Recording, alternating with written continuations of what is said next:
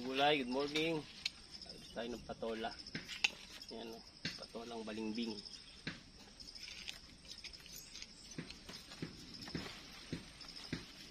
Yan, harvest na tayo. Parang kailan ko lang tinanim mo.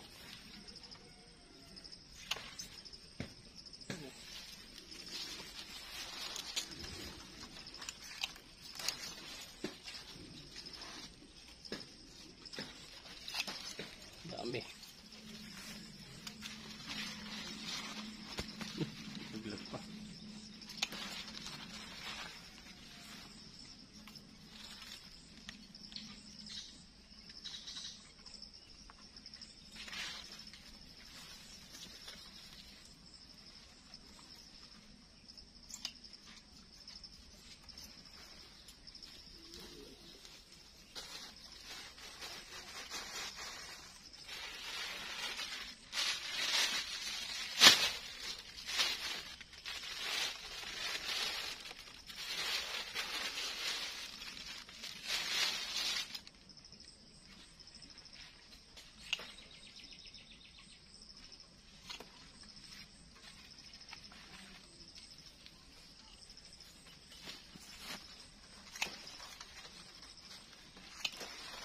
Patola.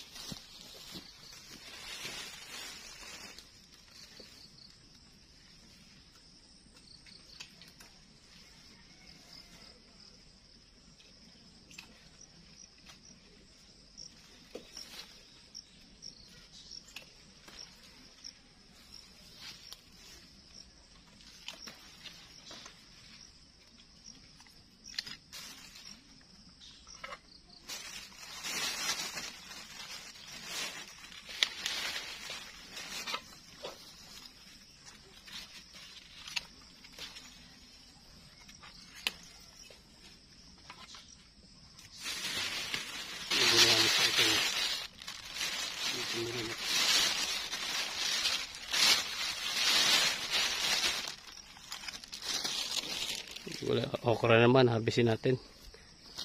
Yan o.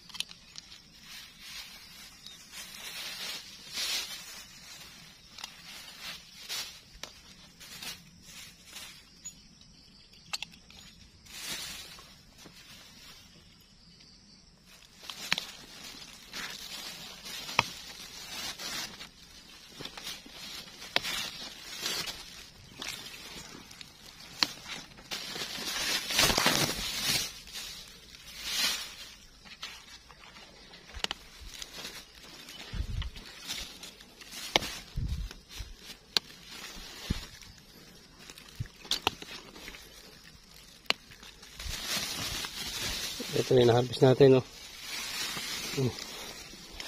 Praso lang kasi yan mga gulay, oh. Ilang puno lang. Kasi ito itinam natin ng balinghoy yung mga gilid. Tapos kalabasa. Tapos yung dulo mais.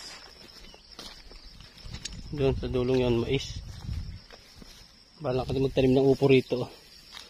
Tanim tayo ang upo. So ito na harvest natin, oh. Yan. Ating patola plus okra. Yan. So ito lang yung harvest natin ngayong araw mga gulay. So magulay yung tatanim natin ng upo, ano. Ito, giras cutter ko na isang araw. Tapos ito tinamnan ko ng mais ito isang araw. Yan. Tapos yung may okra na yun, tinamnan ko ng kalabasa. Tapos yung mga gilid balinghoy, no. So ngayon tatanim tayo ng upo. Ito, yung natira nating bininong nakaraang buwan may tanim tayo doon ilang piraso. Ito yung kasamahan, tanim natin ngayon dito. So, bisa natin makagulay pagtatanim, no.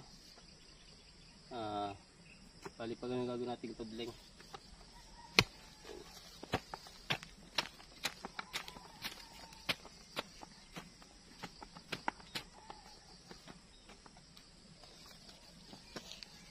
lang naman.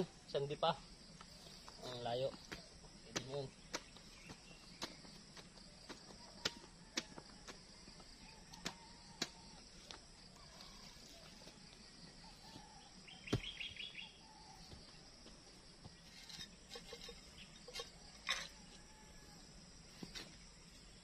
So bali mga gulay, mga ano lang, tigda dalawa lang.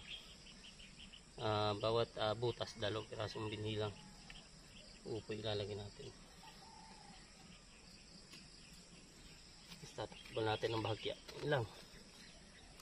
Yun lang. Ganda, basang-basa lupa. Dalawa lang, okay na yan.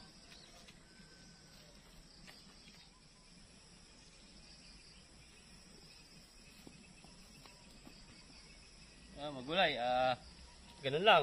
Bali pupunin ko lang to. Update ko lang kay mamaya pagka napuno ko na magulay. So yun ang magulay na taniman ko, no. So yung mga gilid na yon, paikot, okra. So ito yung mga upo. Yan. Yung medyo malalayo agwat, upo yan. Okra yung inano natin sa mga gilid. Paikot siya. Yan. Kinulong natin yung upo.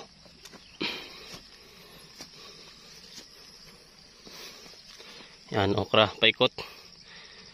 Yung mga upo, yan.